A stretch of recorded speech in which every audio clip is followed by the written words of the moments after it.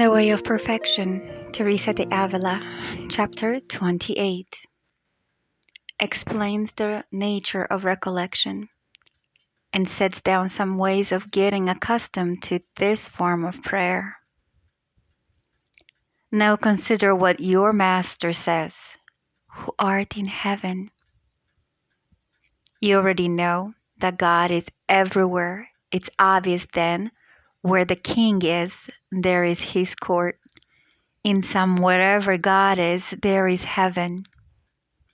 Consider what Saint Augustine says, that he sought him in many places, but found him ultimately within himself. Beseech him as you would a father. Tell him about your trials. Ask him for a remedy against them. Consider that it is well worthwhile for you to have understood this truth, that the Lord is within us and that there we must be with him. This prayer is called recollection because the soul collects its faculties together and enters within itself to be with its God.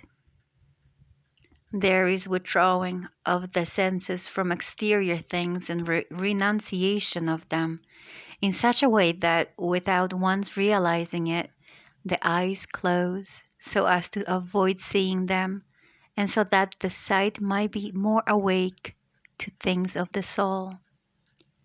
Imagine also that in this palace dwells the mighty king who has been gracious enough to become your father.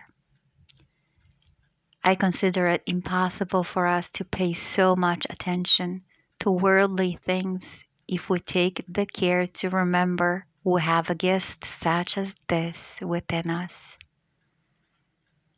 If I had understood, as I do now, that in this little palace of my soul dwelt so great a king, I would not have left him alone so often. And since he doesn't force our will, he takes what we give him. But he doesn't give himself completely until we give ourselves completely. Here we are in the next part of Our Father, who art in heaven. And in here, she begins to explain what this heaven is. Heaven is inside your heart. It's God dwelling inside your heart. A prayer of recollection where you recall that God is in heaven. He's an emperor that came to visit, and you turn inward to meet him, to speak to him. It involves being in a quiet, secret place where you can be alone. And she says, naturally, you will close your eyes and imagine. She brings up the image of the castle, a palace.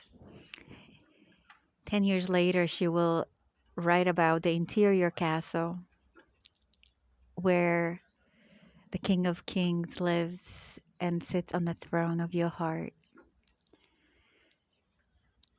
But in this chapter, she invites us to imagine a king inside of our hearts. She's inviting her sisters to never leave this King of Kings alone. That always try to always talk to him about your difficulties, your joys. Ask him for advice. And she assures us that it is rude to have an emperor inside your heart and to just walk away from him or ignore him. She mentions talking to him as to a father, sometimes to a spouse, sometimes to a brother. So you can have a different relationships with God depending of what you're going through and what your heart needs at the time. Maybe you need to feel safe. Maybe you're scared. Tell God. He'll take away all your anxiety and He will never leave you. So, prayer of recollection.